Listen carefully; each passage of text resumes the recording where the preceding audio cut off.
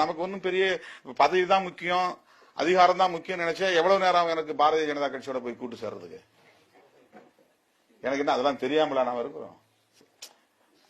பாரதிய ஜனதாவோட கூட்டு சேர்ந்தா இந்த நாடாளுமன்ற தேர்தலிலே கூட்டு சேர்ந்திருந்தா இப்ப நான் வேற மாதிரி, நான் வேற அவையில உட்கார்ந்து இருப்பேன். தோழர் பிரேம் அங்க இருந்திருக்க மாட்டார். நீங்க கூட பல பேரு சரி அண்ணனோட இருப்பவங்க இருந்திருப்பீங்க, கொஞ்சம் பேர் போயிருப்பாங்க, வேற ஆள் தான் வந்து இருப்பாங்க.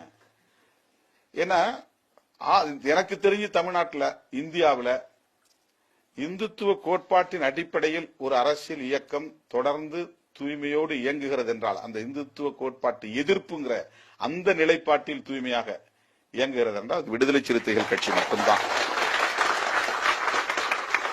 அதை நான் வந்து தற்பெருமைக்காக சொல்லல. நம்முடைய சகோதரி மாயாவதி அவர்கள் பாரதிய ஜனதாவோடு சேர்ந்துதான் எம்பவர் ஆனாங்க. நம்முடைய தலைவர் ராம்விலாஸ் பாஸ்வான் அவர்கள் இன்னைக்கு மந்திரி சபையில் இருக்கிறார். நம்முடைய தலைவர் ராம்தாஸ் அத்வாலே மந்திரி சபையில் இருக்கிறார். நம்முடைய சகோதரர் உதித்ராஜ் தாமரை சின்னத்திலே நின்று ஜெயிச்சிட்டாரு. எனக்கு தெரிஞ்ச அகில இந்திய அளவில் இந்த 4-5 தலைவர்கள் தான் பெயர் விட்டு சொல்லக்கூடிய அளவில் இருக்கிறாங்க.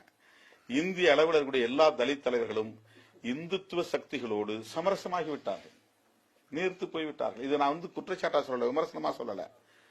தாக்கு பிடிக்க முடியல, எதிர்த்தவர்கள் தான், எதிர்த்து போராடியவர்கள் தான். இப்ப இந்துத்துவம்